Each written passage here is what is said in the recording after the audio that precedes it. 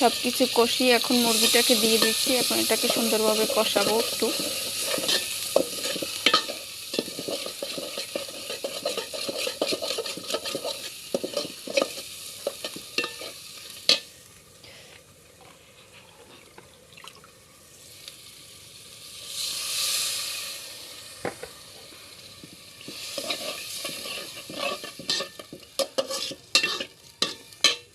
আমার খিচুড়ির final look. আর এই যে মরিচ ভর্তা, এই যে দেখো লাল লাল করে মরিচ ভর্তা। এখন এগুলোকে খাবো।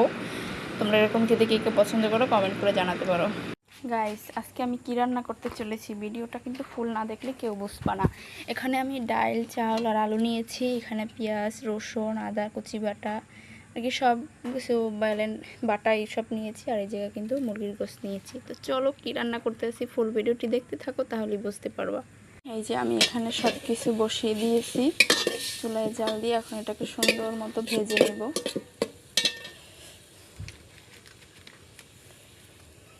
তো বাইরে কিন্তু অন্ধকার, আমি লাইট জ্বালাই নিছি। ওই যে বাইরে খুবই অন্ধকার। আর এই যে আমি রাত্রবেলা রান্না করতে আসি। যে পেঁয়াজটাকে ভেজে নিচ্ছি সুন্দরভাবে।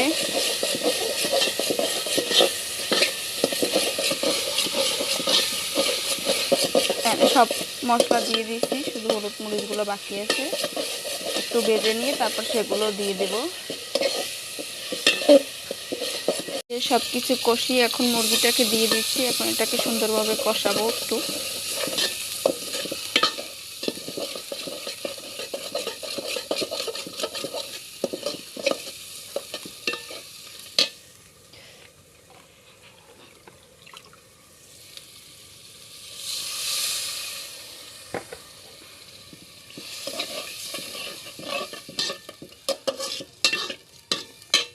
এই যে গাইস, কারেন্ট চলে গেছে।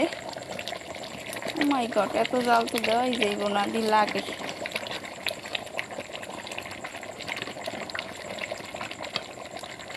এই যে এখন আমি এটাকে চড়ি দিয়ে গুঁড়া দেব। খিচুড়িটাকে ঘুরবো সুন্দর মতো। তো এখন তো আপনারা বুঝতেই পেরেছেন আমি কি রান্না করিতে চলেছি।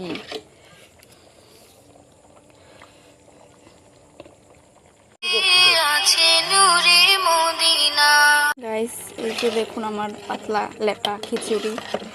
তো কেমন হলো আপনারা কমেন্টে জানাবেন। এর সাথে মরিচ ভর্তা করব এখন। আমার খিচুড়ির ফাইনাল লুক। আর এই যে মরিচ ভর্তা, এই যে দেখো লাল লাল করে মরিচ ভর্তা। এখন এগুলোকে খাবো।